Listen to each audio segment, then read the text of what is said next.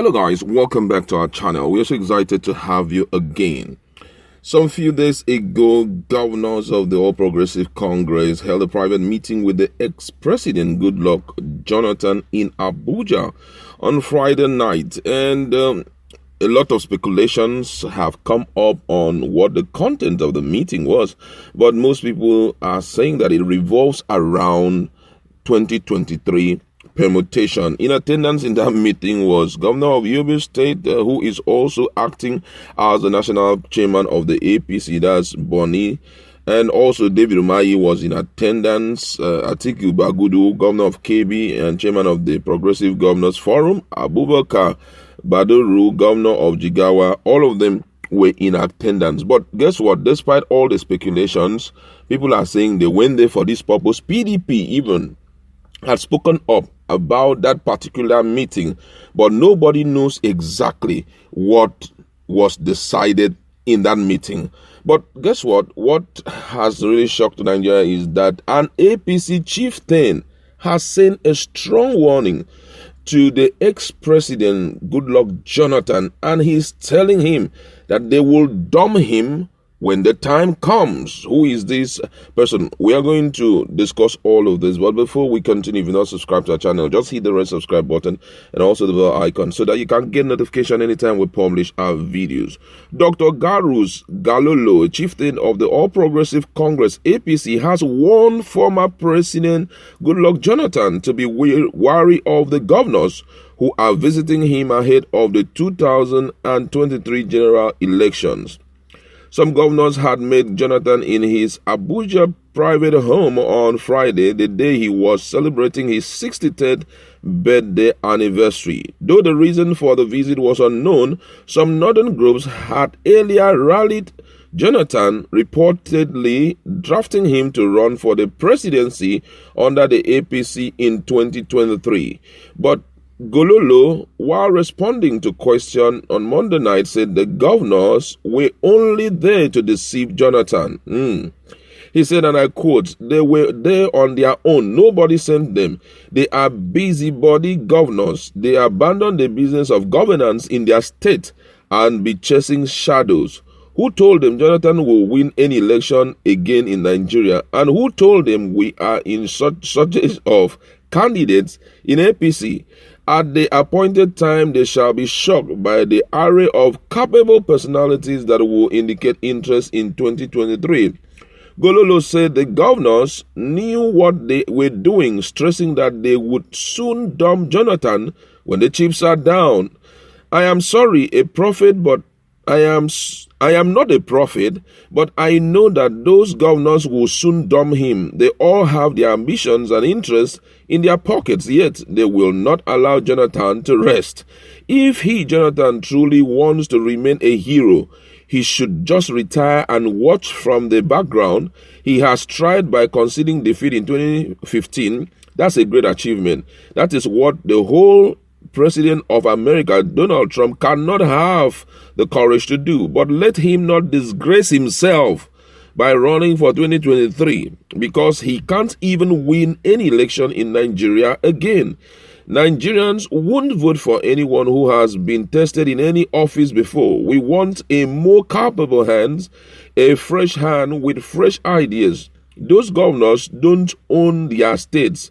They have just only one vote. Let Jonathan know this and save himself of the embarrassment." Those were the words coming from Gololo, who is a chieftain of APC. And I guess what, this is a strong one, because even the secretary of PDP talks so elaborately that they know that they have failed, so that they are looking for somebody to to clean up the mess that had been on ground. But guess what? I stand with Gololo, because at this point there are a lot of people queuing up for that position. For me, I feel that Jonathan left that post when the ovation was very high. If he did not even achieve anything during his administration, which I know it's not true, he did a lot. But if anyone would dispute that he did not achieve anything, for him to throw in the white towel and congratulated the president-elect then in 2015 was a huge one. It was celebrated globally. No one could do that. No wonder he is almost like an ambassador of peace in Africa. Anytime there is political crisis, you see people inviting him to come in and quell the situation, just because he proved for once that no blood of Nigerian is worth any political ambition of a politician. So that one alone had kept him on a very high strata in terms of respect. People respect him because of that. So, but now, the way these guys are going to him, I don't know if they actually went there to celebrate with him. I don't also know if actually their visit to him was to see how they can sway him back to APC, just to make PDP look like a dumb party where everyone have deserted them. I don't know. And also, I don't know if they went there actually to celebrate his birthday, or maybe to get some political wisdom from him. Because if you look at the number of persons that went there, you see that there are some persons who are even thinking of vying for the position of presidency come 2023, like Umayi, the new member of APC who decamped from PDP. So I don't really know what is going on, but I think that the advice of Gololo will go a long way to save President Jonathan, ex-President Jonathan, so much respect. Let him stay off from thinking about investing his time in politics again in Nigeria, because the disgrace will be legendary. You will see people calling back a lot of mistakes that he had done in the past and putting it forward. And I don't even see any state giving him that honor of voting him in again. You know why? Because some persons believe that the position that Nigeria is currently is a resultant effect of the dismal performance of President Goodluck Jonathan. For me, he did his best. If you ask me, I'll tell you that Jonathan did his best, because there were some very key decisions he took, though he could not handle the corruption part of his administration. But guess what? Now it's even getting worse. This administration came up that they are going to face corruption, headlong. But what we are seeing today is even worse than what we saw in 2015. For the 8 years he was in office, it's even worse. So for me, I feel that right now he should be at the advisory board of politics. He should be the one advising people on what to do, not to run again, because that will not augur well for him. Even in Biafra, let's just take a walk down to Biafra. During the time that he went in for Biafra, we saw what happened. Apart from the political side, we saw some hoodlums even trying to hit his house. A man of that repute should not be experiencing such a thing. But it happened, So all of this points to the fact that he needs to relegate his services to the background. No, not relegate himself to the background, but stay there to a kind of advise people and all of that. Jonathan coming back again, even South will not give in to it. I tell you the truth. Southeast also will not give in to it. Because when he was given the chance, it was an opportunity for him to fix South especially.